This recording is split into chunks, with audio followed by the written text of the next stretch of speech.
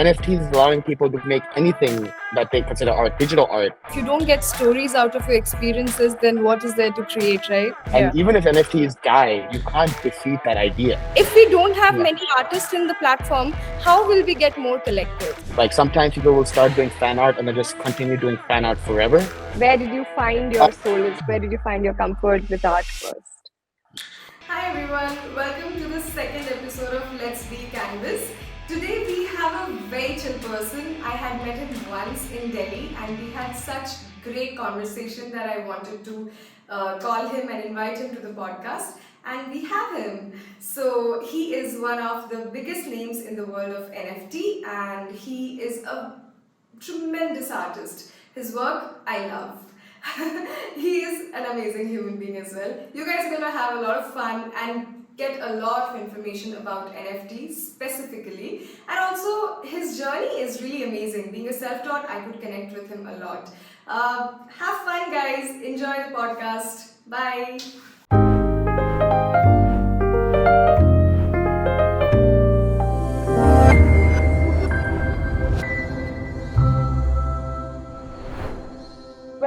Welcome to my podcast, and thank you so much for joining because I am so excited for our conversation today.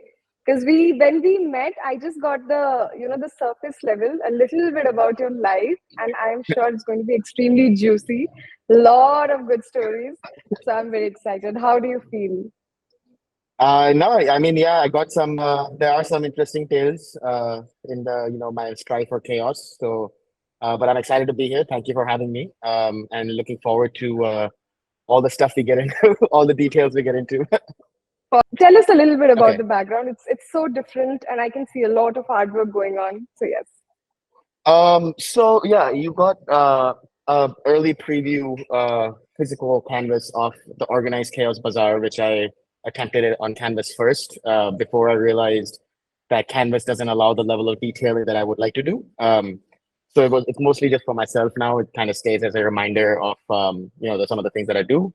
And this is my Pokemon wall. So these are all Pokemon cards, hand glued to the wall. Uh, Over I think a week and a half it took me to kind of, because you have to apply like triple tape and then glue, like two types of glue, and then stick each card. I love the wall. It shows I think it shows your personality because it's so artistic and it's kind of it's very similar to the artwork that you make. There's so much detailed work in what you do. As we zoom in, we just get to know more stories and more stories as we go. It's just like that. I mean, if I actually stand in front of the wall, I'm sure I'll find a lot of stories there as well. So amazing. It's just to have it's always nice to see it. That's how the studio is set up. I think it's all just little corners of shots of energy. Like you see it and you're like, all right, I can do this. So I should be able, like, creative block avoiders, anything like that. You just kind of look around you and see the things you've achieved before or projects you have Right. done, kind of help you. Like, all right, if I can do that, I can probably come up with something for this too. And that's Of kind of course. has always been my way to go. Wonderful. Extremely positive. Great way to start the podcast. Thank you, thank you. First of all, cool glasses. Thank you so much. Amazing glasses. I'd like to have that. Thank you so much. Thank you. After the podcast, I'm going to ask you where did you get that from because it's customized. I can see it. No, it's actually it allows you to kind of change pattern on it, like fireworks and like this kind of stuff. Oh my God. No. This is so cool. All right, Karan. So everyone is waiting here to know what's the story behind your mask. So it's a multi-layered thing. I always I'm a big fan of superheroes, so masks have always been a part of my understanding of things. And there's something to be said about not wanting to put too much of myself online in an age where everything that we do is always there. It's why I don't have a personal Instagram account or any sort of like personal online presence. I have a Facebook that I don't use anymore, but like I don't know, it boiled down to just like how much of myself I was putting out there, and how much of it was getting linked to my work directly. So I kind of wanted the work to be the focus. The name of the work is all it needs to be or be known. I'm not very like like if you meet me at an event or a part like an NFT event or meetup, I will not have the mask on. I won't take photographs of you or selfies or anything, but I will not have the mask on. I'm not worried about people seeing me in person or knowing what I look like. It's just about having searchable photographs of myself online. There's something a friend of mine a long time ago, Nick Schlerf from my old school college. It was really funny. He used to always question the need to be online. This guy had a flip phone all the way. He had an old flip phone all the way up to like 2017 or 18. And he Hmm. would just throw the phone around and like not and like, break it sometimes and not care about it. So even having that connection to the world, he just didn't like it. And he used to tell me that like, why don't you just try one day just disconnecting yourself from everything and just existing? Like, when was the last time you left your house without a phone, a wallet, or keys, or anything in your pocket, just nothing? Right. That spiraled as a concept for me. I tried it once. I was in New York City and I had friends staying over in my house, and it just kind of struck me that this is the opportunity I have, that somebody in my house will Hmm. let me back in. So I left my phone, my wallet, my keys, bed empty pocket, just left out of the house. And then I think I like slept on the stoop at one point for like a few hours as well. Okay. And just came back in. It's an odd story, but like it was one of the most free moments I've ever had. Okay. That I could remember, where I just literally had nothing on my person. And I Hmm. just couldn't remember the last time that happened. And that spiraled for me. So when my art started to pick off, and people really want to do podcasts or know more about me, it almost like was a gut feeling that I just didn't want my face out there. To kind of almost remember that freedom and try to keep it as close as Hmm. possible. So that's kind of what it boils down to. It also, like, the Japanese have a saying that every photograph takes a part of your soul. It captures a part of your Oh, soul. And another wow. theory evolved recently. I was hearing somebody say that the reason a lot of influencers or people who are always on social media and scrolling feel, a certain emptiness in there is because you're actively pushing your soul into this device on a regular basis. So just all these things mixed together. So I just said, why not just let my face be off the internet as much as possible? And it's odd. I know it's definitely not it's a little eccentric, and some people like it, some people are not such big fans, but luckily people are indulgent of me and letting me do it. I just did an event at the Goethe Institute actually yesterday, and they let me wear the mask as well. So for the recorded parts, so people are at least willing to let me be a little crazy, which is nice. So I think, it's true. if that's your personality, if that's what you feel, and if that's what you believe in, then I mean, who cares what the world thinks, honestly? You do you, No, and it looks really cool. thank you so much. It's definitely a Yeah, conversation starter at parties and stuff, right. at events. So I have an instinct. So when I see a camera like pop in my direction, even from my Yeah. peripherals, my hand automatically goes up. Cool. I don't know what it is, but Okay. it goes up. Are you an introverted person?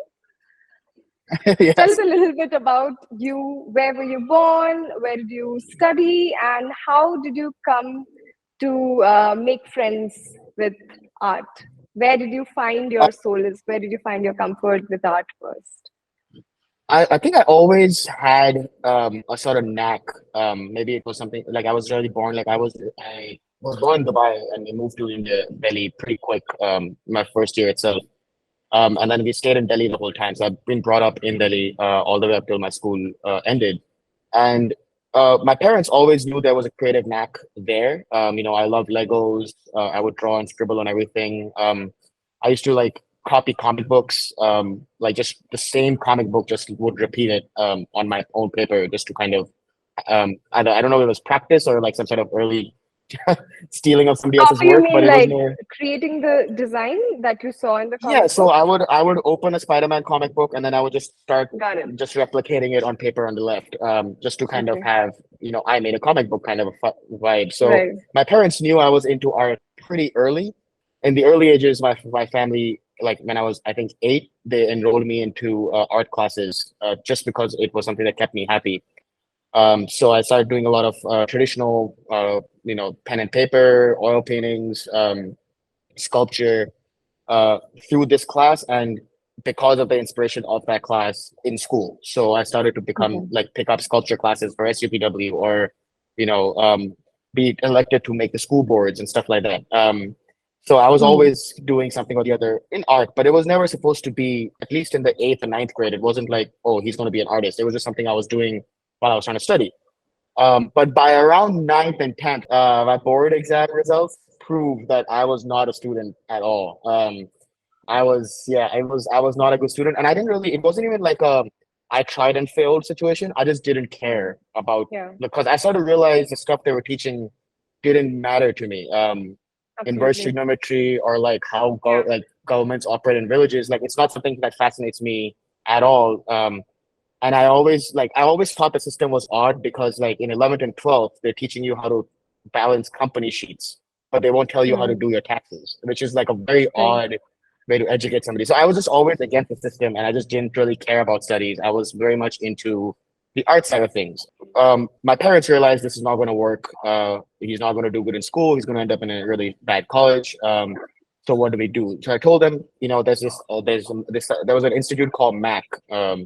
And I said I want to enroll in animation classes. Maybe that's an avenue I can explore. Around the Hmm. same time, I was on YouTube teaching myself how to do stop motion animation. So Hmm. using Windows Movie Maker and a shitty digital camera, I taught myself how to animate objects on my table. And that was what really struck me. The stop motion like hooked me in real quick. I was like, this is amazing. I can make like a transforming robot toy actually dance. That was the first thing I made was a robot transformer dancing to Numa Numa. I don't know if you remember that old song from Wow. YouTube. So that was like that was my thing. So that hooked me in, and I'm like, I'm gonna do Right. animation. Um, Right. and I spent the next 2 years, 11th and 12th, training under actually a really amazing artist, Kanchan Chander, who really like brought me under her wing and brought Hmm. order to my chaos a little bit in my learning pattern. Because up till now, I was just kind of creating without any, direction or guidance or real input in terms of like structure and color and shading and everything like that. And luckily enough, I got into I think 5 out of 6 schools I applied to, and they were all unconditional admissions. So all I had to do was pass in my board exams, which was, you Hmm. know, it was a bigger challenge than I had expected, but Yeah. I made it by marks. It's really funny because the subject I hated the most, economics, the teacher who I really didn't like, I won't name her, but like I was not a fan of this Hmm. teacher at all. In fact, I meet her son regularly every once in a while, and I keep telling him like I love your mom as a person, but like as a teacher, she was I did not Hmm. appreciate her whatsoever. What did she She do? called, Like what triggered you? she called me in. She called me and my parents in like a week and a half before my board exam, and she Okay. said that he's not going to pass. You should pull him out. I'm like, that's not an inspiring thing to tell somebody like a 2 weeks before his examination. I don't know. I think we Um, had the worst kind of teachers back in our generation. I don't think today's teachers are like that anymore, but our generation, we really had it all messed up, especially with the well, I education was department. Yeah, my school was a factory, so I'm sure there's Hmm. still teachers who are like that, but yeah, we didn't Okay. really have that many. I didn't really, at least I didn't really have that many inspiring teachers. The ones that inspired me were the art teachers, like Amit Raj, who's my Hmm. sculpture teacher. He inspired the hell out of me. Yeah. And yeah, then right after school, I moved to Boston. I went to a college called Mass Art, where I started doing stop motion and 2D animation as my major. Like everything around you is amazing. Give me that class too. Let me do that class. Bring all the classes. Yeah. Let's do it. Um, Yeah. so yeah, that's where it kind of all started. And then it just snowballed into what, what it is now. But everything that you mentioned about your school journey, I could relate with it. Like every single sentence that you said, I was exactly the same, Karan. Unfortunately, with me and the school that I was in, there was not single good subject that I could connect to. Unfortunately, not even art, like for that matter, because I changed a lot of schools. I went to Oh, 8 schools. Yeah, mm, so we didn't even had wow, good art class. So it was that's crazy. really, yeah, it was quite Eight traumatizing. eight schools is pretty. It was pretty chaotic. Like you can't even settle in before you're moved Till around. the you're settled and now you're about to have friends, you're like, okay, bye. Yeah, Say hi to that's not nice. But that's right. crazy though. Yeah. That means that's even more impressive that you then were able to focus your energy back and like become the artist that you are. That's very Yeah, I inspiring. mean, there's a lot of, I think everything that we create is a part of who we are and our past, right? I mean, kudos to both of us. I am so proud of you, Karan, that you have made it. I mean, you make such good content. Forget about anything else, but your artwork is just, it's so inspiring. And I love to zoom in. Like I love to see, I love to know Thank more. you. When did you get your first commission? When did you get your first project? And how did you get Um, to that? so it wasn't a direct path to the commission stuff. I had one of the things I was constrained with while I was there was visa issues. Since I was studying in America and I had a I-20 visa, um, I wasn't allowed to work more than 20 hours off campus. And once I graduated college, I only had a year to find a job and get them to sponsor a green card. Otherwise, I had to go back home. And that's the reason I ended up in my master's program, actually, because right out of school, I realized the odds of getting a job in animation and then sponsoring me were very low because animation jobs in general were hard and like cutthroat even there. To have them like the hireability gets low if they have to also like apply for a green card and everything. So I went straight and I applied for a master's. That was basically the transition. And I lucked out that SVA liked my application and I ended up doing my master's in 3D animation, motion graphics, and film. Um, so I did that for another 2 years in New York City. And again, the visa issues were still an issue right after school ended. But this time, because I was in a computer animation program, I was able to get a 3 year period under STEM, science, technology, and Okay. engineering and mathematics, I think. So that was nice, the 3 years, but I still had to find an animation job ASAP. So I got a job at a education publishing company as an animation as the lead animator. Basically, I was the only guy that was doing animation when I joined, and I helped Okay. bootstrap their entire video department. Like my boss found me in the department because they made me have like they were making me do like spacing in books for like 3 months. I was just sitting and pressing enter over and over again. And then she like came up to me like, "You know how to animate?" I'm like, "Yes, that's what I was supposed to be. I've Mm-hmm. been doing." I said, "All right, come with me. Mm-hmm. We're gonna start working on the animation stuff." And we started the department of multimedia. And I worked there for 3 years, and that was a very chaotic job. There was a lot of stuff that used to happen in that company. Okay, we'll probably get into more in a little bit, but I realized at the end of that job that I was not set out to be corporate. Like the corporate life was not for me. And this was just about Okay. in April 2019. It was decided that you're moving back home in 4 months. I'm like, all right, cool. So I packed up my life and all my stuff, a lot of stuff, all the collectibles I had over the years, and shipped Mm. out here in end of 2019. Now, in the old Mm. days, this was this was before COVID, but like they used to tell us like, you will not be hired if you have wrist tattoos or something. That was the thing. Visible Okay. tattoos are not hireable employees. So when COVID happened, we were all locked in our houses for months. And it only made me realize how much I don't want to go work at a company. It was not that anybody was hiring anyways, but like the whole world has shut down. So I started to work on my art. And just as lockdown opened up, the first thing I did was go and get this wrist tattoo because I'm like, I don't want to be hired by a company ever again. Oh God. But the world didn't care about it. But the world was Right. like, no, we don't care. You can work from home. You don't like it's whatever. I'm like, then what do I get the tattoo for? Yeah. So like, Yeah. but no, I spent a year. I spent all of 2020 just working on art for myself. Um, Okay. I had spent the last few years of New York City when I was at my job writing a graphic novel. So I typed out an Okay. entire graphic novel on my phone while I was sitting in like a Mm. bar or something. And but the Mm. intention was that I'm going to illustrate this comic book and I'm going to publish it and I'm going to try to pitch it for a TV show, which is still on the plan. It's still on the Mm. roster to happen. But so while I was working on this graphic novel or the script and everything and finalizing it, I was also just making art for myself and building my Instagram portfolio, like Instagram page, posting work on there just to kind of build again with no real purpose or goal as much as just kind of having work up there in my page. Okay. And that's right about the end of that like 1 year period that I started to do that. That Wazirx opened up applications for NFTs. In January 2021, a friend of mine, Ninad, from SVA, sold an NFT on Foundation for 1 Ether. It was a 3D model of a rock with plants on it, and I was amazed. I literally called him right away. I'm like, dude, I'm just like, what is going on? How are you selling work? Like, tell me more.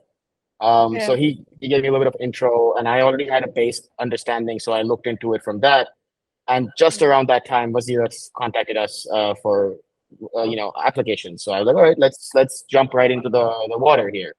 Um, Up at this point, I had still not received any commissions or any sales, nothing. Spent my whole career. I sold one poster all my life up till June 2021.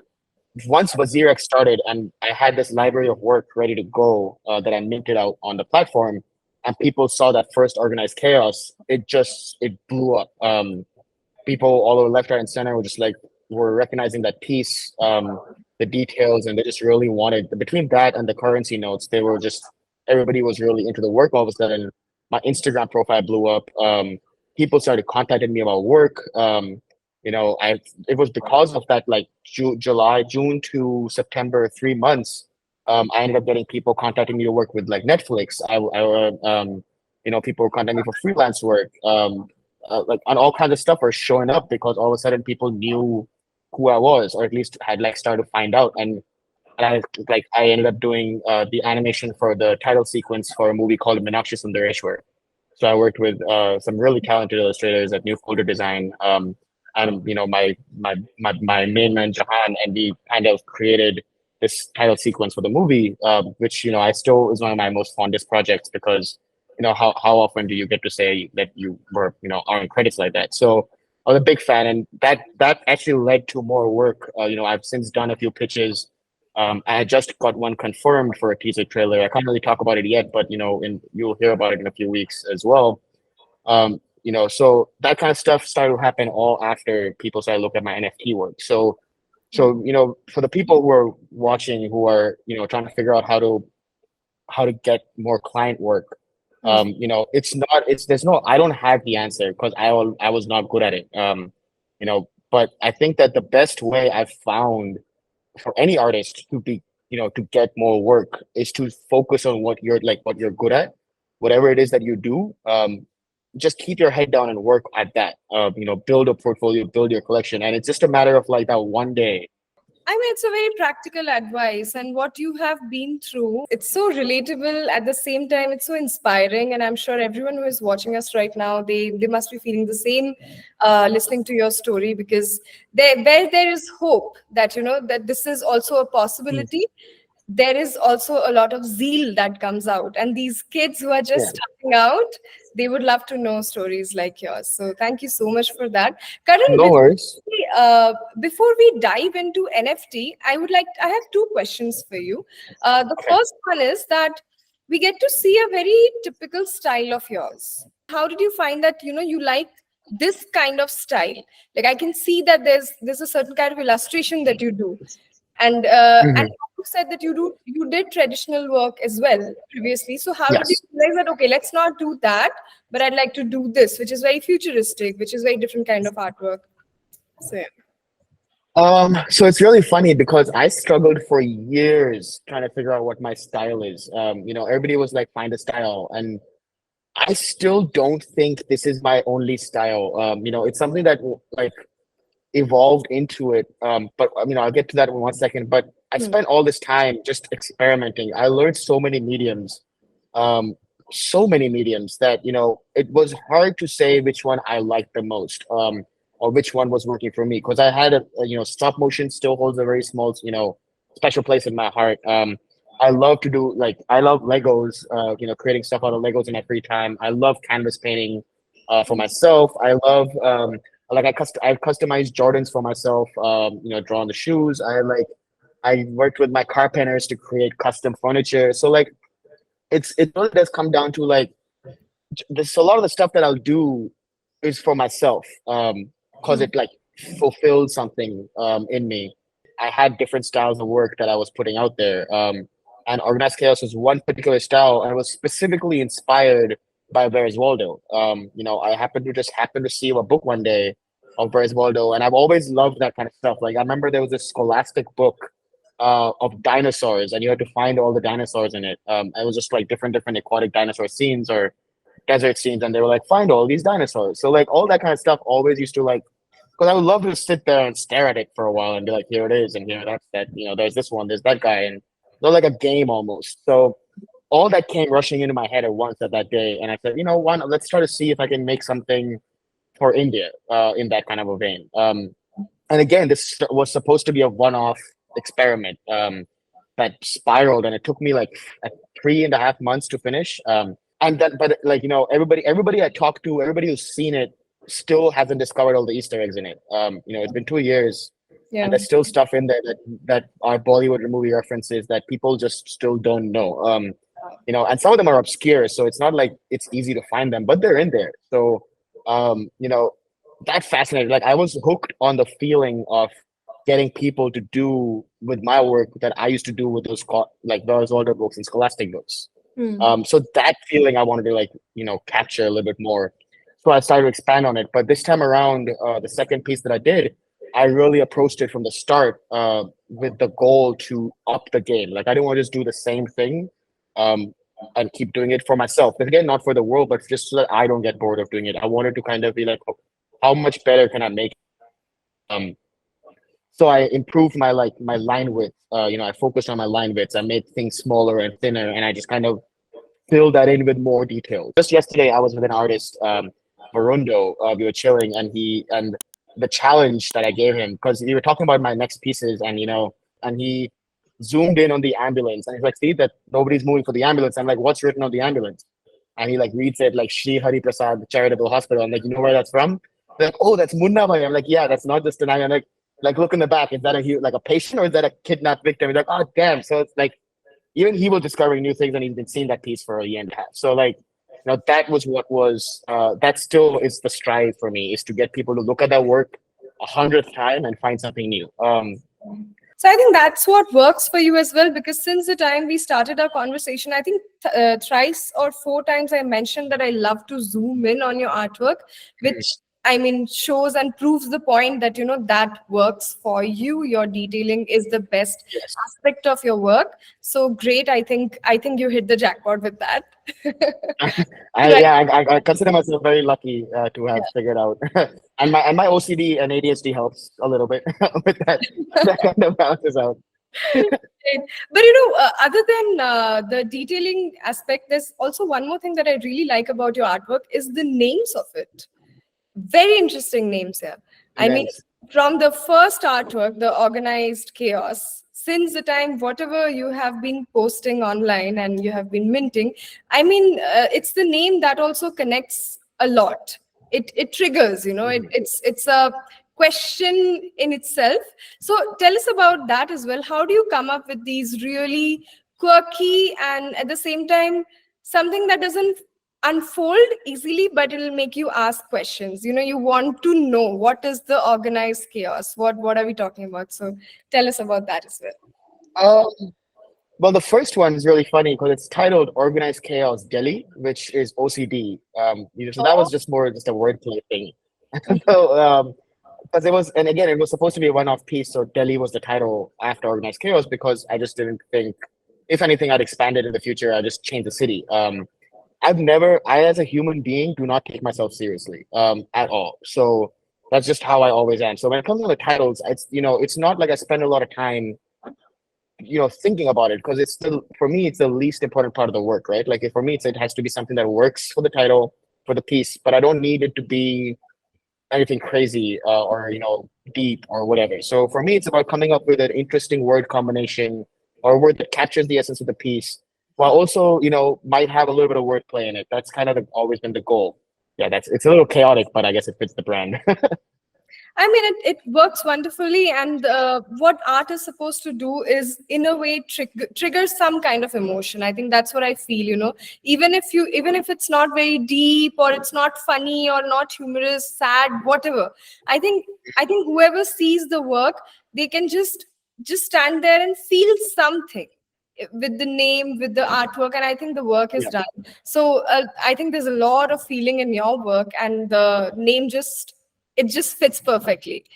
Again, one of those things where I'm lucky it works out. Hopefully it stays that way as I move forward. I think it will. I'm sure it'll evolve. I am sure. I'm excited to see your work and all the artists' work after 10 years, because I'm sure that it's not going to be or probably it's going to be the same. Who knows? We don't know. I don't even know what I'm doing this weekend, let alone what's going to happen Oh in 10 years. So let's see. Yeah. So about the style thing, I actually suffered a lot with this, because how I started painting just 6 years ago. Not a lot of people know this, but because I come from a family of engineers, and there's Mhm. no one who is even remotely involved with the art community at all. No one knows anything about art or Oh, what yeah. how to make it a career, etc., etc. So because I became a commercial artist first, so it's always the clients Okay. that I had to paint on the wall, Yeah. the canvas. So it was always someone else's opinion, or likes, dislikes, the colors, the structure. Mhm. So it was whenever I used to come back home, I would just ask myself that, okay, is it really me? I painted that, I got the money, I am an artist now, but does that make me a true artist? And eventually I realized there's nothing as true or false artist. It's just, it's Yeah. right. Yep. It's your creation. And when I made peace with it, now I think what I'm doing on my canvases at my home, when I'm not painting for clients, when I'm traveling, then I feel like I'm much closer. So my journey is just few years old, and I'm very excited to find out what is going to happen in the coming years. And I'm excited to find out about Yeah. your artwork Yeah. as well. That's amazing that we have such a similar, like no family background and kind of working through our style issues. And I love your work. So and I've always kind of like we've discussed this multiple times, and I've always wanted to like draw, like paint murals as well. So excited to see you. I'm excited to see all of us have now known each other for almost like 2 years, Yeah, almost 2 years now. almost And we've seen each other 2 years, grow. more than 2 years now. Yeah, it's gonna be 2 years just about in June 1st. I Oh, think is when we all started to like come together. right. So it's exciting to see how much we've changed, how much has evolved already in 2 years. And I can't wait to see exactly where we are in 5, 6, 8, 10 years. So let's So, see. man. I know that the NFT scene all around the world, especially in the US, it's working very well. But I want to know your take on how is it going to be in our country, because at this moment it's not very well. So tell me Hmm. about all the sides, not only the artist side, but also the collector side, the ones who have collected the artist's work, and now what the value is going to be like, what should they do, and what is your take on it? That's a complicated question because you just look at other countries. The reason America or Europe or any other westernized country is having a lot of success in NFTs is because those countries have always, not necessarily in a government way, but have always fostered um, fascination in art and culture. Some people that people love different types of bands. They like art. They watch TV shows. There's no holds bar on the content and the stuff that they're receiving around them. So when NFTs comes up, it's easy for anybody to become a collector because they already have things that they like, art that they like, or music that they like, all that kind of stuff. India is facing a challenge where arts have not been fostered apart, like in the art world here. It's all about the galleries and stuff, but like you go to somebody, like buying posters isn't a normal thing. You go people's houses or people will buy art specifically as investment, but they don't really foster the internal strive for people to just like have favorite artists or have things that they like, or that kind of stuff. It just isn't not something. It's Yeah, I don't know why it's like that, but the hurdle that India is facing right now, especially in NFTs, apart from the fact that they're always like a few years behind on adoption in the crypto space, and the few that I have talked to, have weird systems of like you do it through us and we'll give you a cut. It's basically using that same old method, Right. and bring it in. And galleries, I think, are starting to realize that it's essentially technology meant to destroy them to some extent, like cut out the middleman, and they're not liking it. So I can see them being hurdles to this progress as well, because they may not want their artists. Talk about that. What do you mean by hurdle? How are Well, they? if a gallery has a set amount of artists, like 50 artists, traditional artists that they kind of show work from regularly, they won't let them. Like if I walked into this, is already I've already talked about this with one gallery here in Delhi.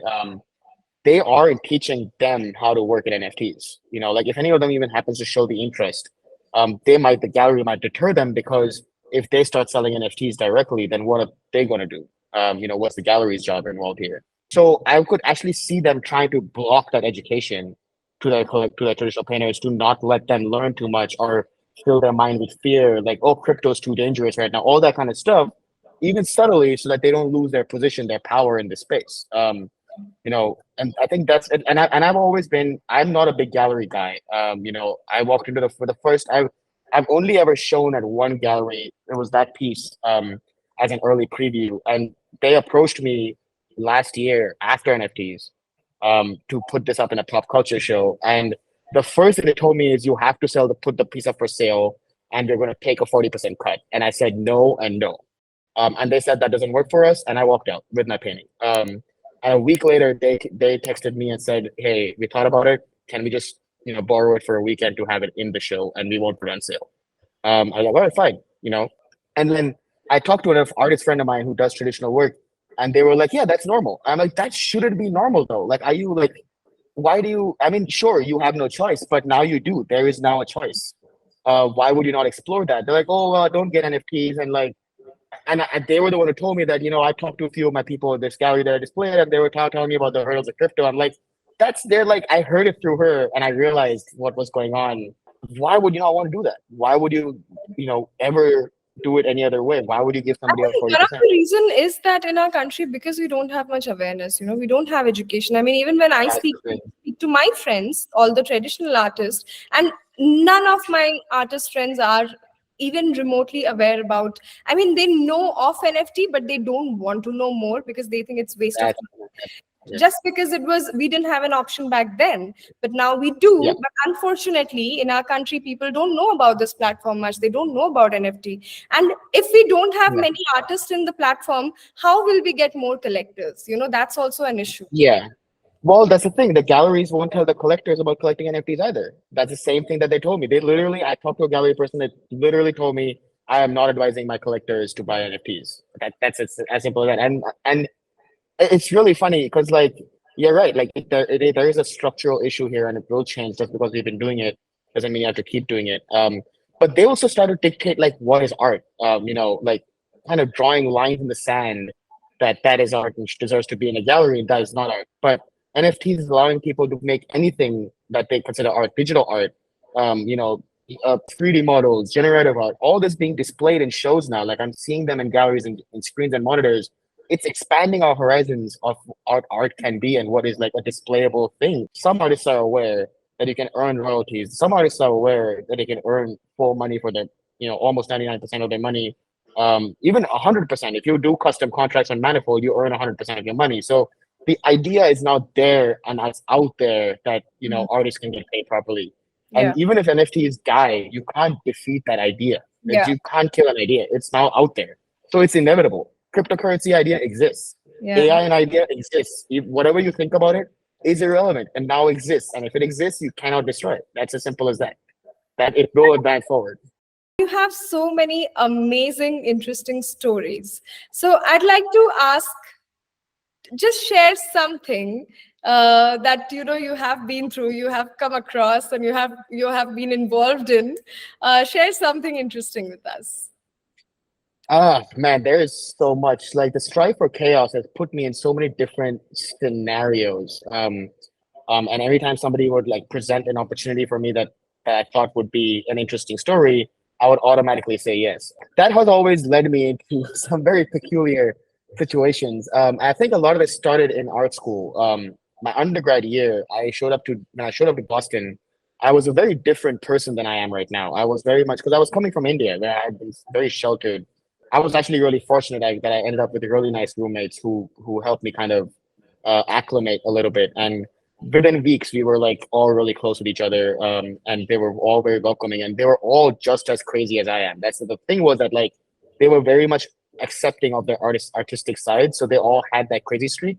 But it also was the creativity that was coming out, so I had to still unlock that side of me. And it's funny because the accent that I have right now, I got that first year because I went to them and told them, I'm like, listen, guys, I don't care about racism. Every time you hear me say something that sounds funny, you make fun of me. Like literally do not and they didn't even it didn't take much convincing. They were like, all right, cool, sounds good. And then they just destroyed me for 6 months. It was like it was brutal. Every step of the way, they would like anything I said that sounded funny, they made it a point to stop the conversation and fix it. And that kind of got me to where I am right now.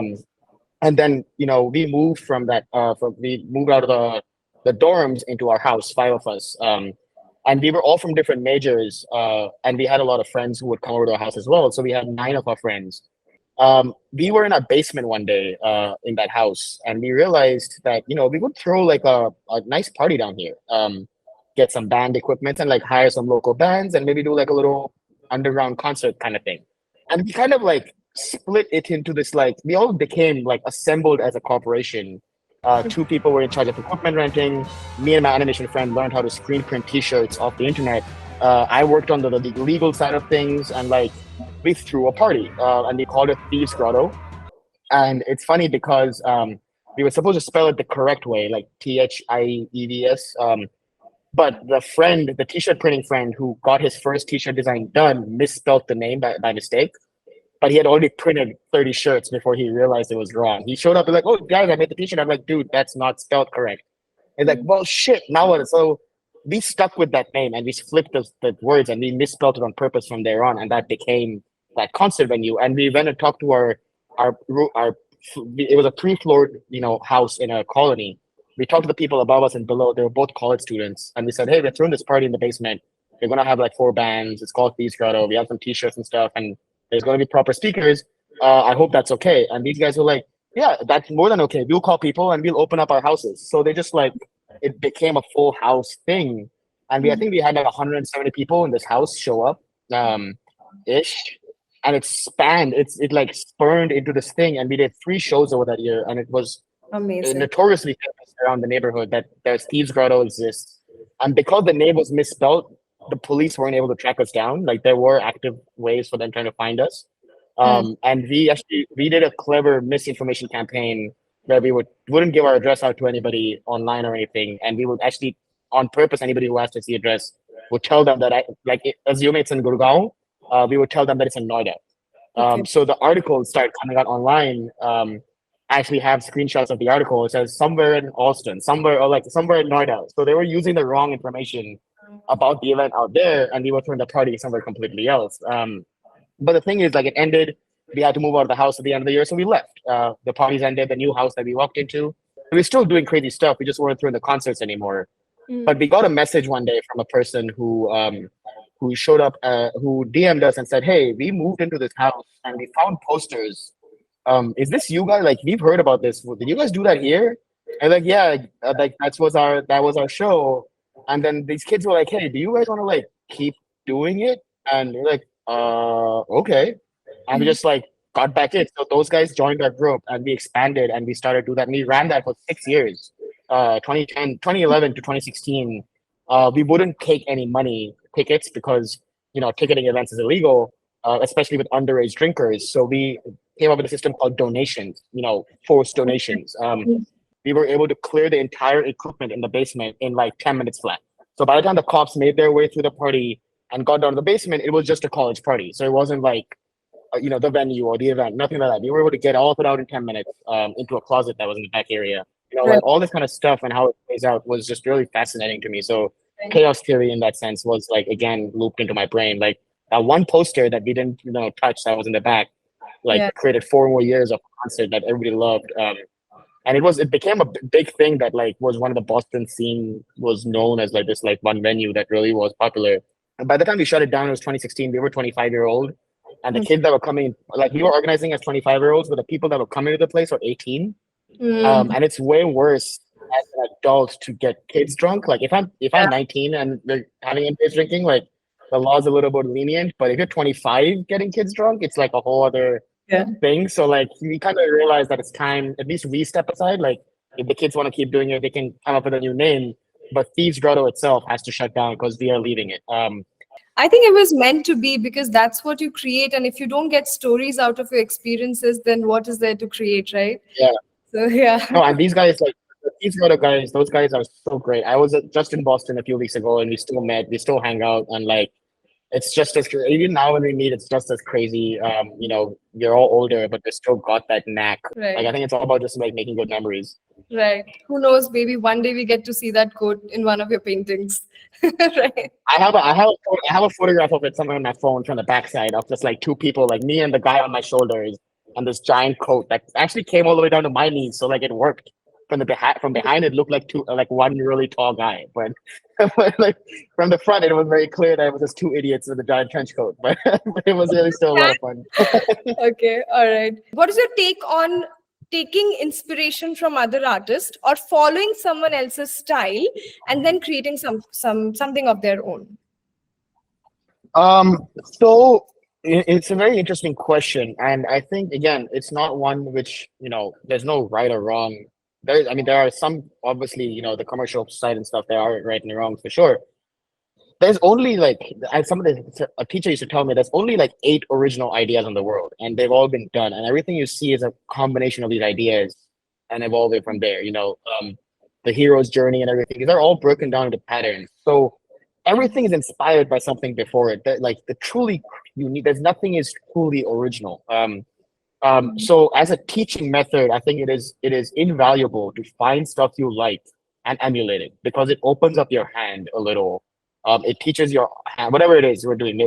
I say open up your hand in a sketching sense, but whether it's sculpture or woodworking, like seeing something you do that you like and emulating it teaches you how to create it. Like I think it's a very normal and should be accepted thing. Saying that it is important to eventually, once you're good at it, evolve. I think that's where people get stuck. Like sometimes people will start doing fan art and then just continue doing fan art forever, which is fine. I mean, if that's what you want to do and that's where you're happy and that's all it is, that's cool. But as an artist to grow, you have to take what you learn and then apply your own taste to it, your own brand, your own expression, as you said. So, you need to learn through your copying, you need to learn through your referencing, but then use what you learned to make what you want to make, not just what you are comfortable making. But yes, when it comes to commercializing work, you need to, IP, using other people's IP for commercializing is not okay. And using an exact copy, an exact replica of somebody's work is also not okay. If you take somebody's style and you like it and you've been using it and then create something new of your own from that style, then I don't see anything wrong with that commercialization because they saw it somewhere else too. It's not like they created it. Like, you know what I'm saying? Like everybody has seen and has been inspired by something before them. They took it and made it their own, and somebody took yours and made it their own, and that's the natural way it usually works. So getting upset about that is not okay. But if somebody took your work directly, 100%, you deserve to get angry and you go and tell that person or whatever. But there is a fine line there, so people need to learn, and people do learn over time how to walk that. It just takes practice and patience. That's wonderful. I think that's very on point, and that fine line is very, very important to figure out. And that fine line is, I think, what I have realized is morality. When you yourself feel that, oh, okay, it's not okay, or let's this is where you don't feel okay. Taking it any more further. So yes, I totally am with you on this, and my journey kind of changed a lot, and right now on my canvas paintings, whatever you see is my journey. So if my expression, if they felt it and they want to express it, why not just go ahead and do it? But I just hope that they don't commission in a way that it kind of creates a problem later for both of us. But yeah, I mean, totally, man, it's still like an artist, It's and also nothing is. it's also we live in an age where call out culture has become so toxic almost. Like somebody made a mistake. Like how do you teach somebody? A lot of people will make mistakes and not know they made a mistake, or maybe they weren't. Maybe the morality was there, like they didn't mean to make the mistake, but nobody told them they can't do that. But there's two ways to approach that. Like you can approach it in a friendly manner or a calm manner and talk to them about it, or you could make a Twitter thread about it and like make a whole thing out of it, right? Like we need to learn to stop calling people out in a showmanship way. I think that's what kind of leads to a lot of drama in itself. Like people will see something wrong in the space and want to make a whole thing out of it on their own page for their own likes, their own views. But it's not about you. If you see something wrong with somebody while they're doing it, reach out to them and talk to them about it. And if they're still causing a problem, then sure, you want to make a thread and let people know about it in a civilized way. You could, I guess, you can do that, but you can still just like, if talking to them doesn't solve the problem, then just letting people know around you in your circles indirectly in a calm manner is even better than actually making a whole thread. Like I think that's what half the time it's just that. Just talk to the person and be nice. Just be a nice person. And people will copy your work. Like you said, people copy your work, and imitation is a form of flattery. And yeah, commercialization is tricky. It's a line that people shouldn't walk, and there are problem solving ways for it, but don't always assume the worst of people right off the bat. Like a lot of times it's just they're very innocent people just trying to learn and grow, and that's it. Like either can help them or you could be the bad guy. And I always hate being the bad guy, well, as much as I can help it at least. So like why not just be a nice person? The world's already pretty bad. Try to be a nicer person. What a wonderful note to end our conversation. I think kindness is what we need. And I can feel, I can sense that you're genuinely a very kind human, Karan. And that's why, you're doing so amazing. I'm not perfect either, and nobody's perfect. We just all gotta try to do better. I think that's Spider-Man says, just try to do better. That's all you can do. It was so sweet. Yeah, true. All right, Karan, thank you so much for sharing your journey with me. I knew a little bit, but today everything that I got to know, and more than anything else, what I really liked is your vision and your perspective towards life, how you see everything. I think that matters more than anything else, more than your skill, your creativity, what we see and how we feel about others, the kindness, the empathy. I think that takes us a long way, and you are like oozing it all out. And I'm sure I people. appreciate that. Thank you for having me. It was a great time. It was a great conversation. I got I did not even realize time fly, honestly. So it was a great time. I am so glad. And I genuinely got to learn a lot from you. And, to see someone who has been through similar experience and is doing so well is, I mean, immensely motivating. So Thank you so much, and very much likewise, for sure. So it's great to meet somebody who's who's been through a lot of the same hurdles, and has made such a big name for yourself. So it's great inspiration in that sense. Thank you, Karan. Thank you. I'm going to call you after this anyway. So this is just a formality for the video. But No worries. No worries. stay well. Keep working. Sounds good. You as well. See you. All right. Thank you. See you. No See you. worries. See you. Bye. Bye.